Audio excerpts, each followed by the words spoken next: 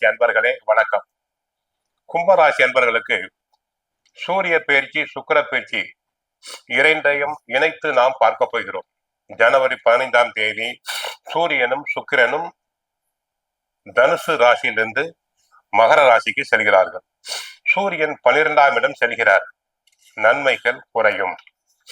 சுக்கிர பகவானும் தங்களுக்கு அவரும் 12ஆம் இடத்துக்கு செல்கிறார். ஆக சூரியன் சம்பந்தப்பட்ட தொழில்களை செய்வோர் கவனமாக இருத்தல் வேண்டும். தொழில்துறையில் கவனம் தேவை. குடும்பத்தை பொறுத்தவரை கணவன் மனைவி இடையே ஒற்றுமை தேவை. பேச்சில் உஷ்ணம் பிறக்கும். அதிக செலவுகள் உண்டாகும். செலவுகளை சமாளிக்க கடன் பட வேண்டி இருக்கும். வீட்டில் உள்ள மூத்தோர் பெரியோர்களுடைய ஆலோசனைகளை கேட்குதல் வேண்டும். உடல் ஆரோக்கியத்தில் சிறு உபாதைகள் என்றாலும் மருத்துவரை சென்று சந்தித்தல் வேண்டும். தொழில் வியாபாரத்தை பொறுத்தவரை சூரியன் சம்பந்தப்பட்ட தொழில்களை செய்வோர் கவனமாக இருத்தல் வேண்டும். சூரியன் சம்பந்தப்பட்ட தொழில்களான ஆரஞ்சு, சிவப்பு நிற பொருட்கள், மருத்துவ பொருட்கள், அரிசி, மிளகாய், தேங்காய், ஏலக்காய் போன்றவற்றை விற்கும் வியாபாரிகள் கவனமாக இல்லாவிட்டால் வியாபாரத்தில் நஷ்டம் வர வாய்ப்பு உண்டு. உத்தியோகத்தை பொறுத்தவரை உழைப்பு அதிகம்.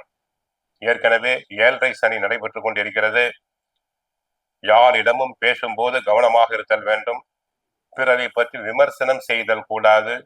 தானுண்டு தன் வேலையுண்டு என்று இருத்தல் வேண்டும்.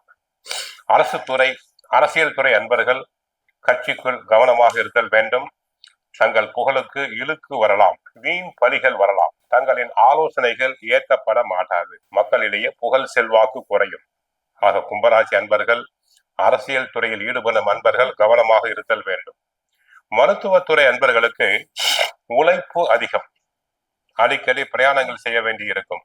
அரும்பாடுபட வேண்டி இருக்கும். ஆக கும்பராசி அன்பர்கள் எதிலும் கவனமாக இருத்தல் வேண்டும்.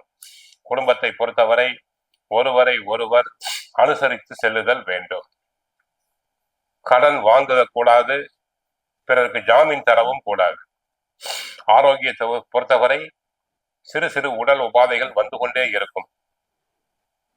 தொழில் வியாபாரத்தில் அதிக முதலீடுகள் கூடாது.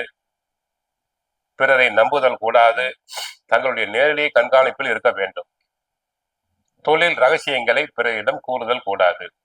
கோவிலுக்கு சென்றால் சூரியனை வழிபடுங்கள், சிவபெருமானை வழிபடுங்கள், மகாலட்சுமி தாயாரை வழிபடுங்கள். வாழ்க வளமுடன், மங்களம் உண்டாகட்டும்.